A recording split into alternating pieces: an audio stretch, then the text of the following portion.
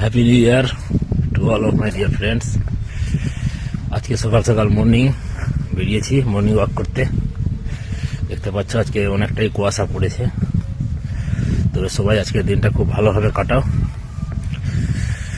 যা হয়ে গেছে সেটা ভুলে গিয়ে নতুন করে একটা নতুন বছর নতুনভাবে চলো, পজিটিভ চিন্তা ভাবনা নিয়ে সবাই ভালো থাকো, সুস্থ থাকো।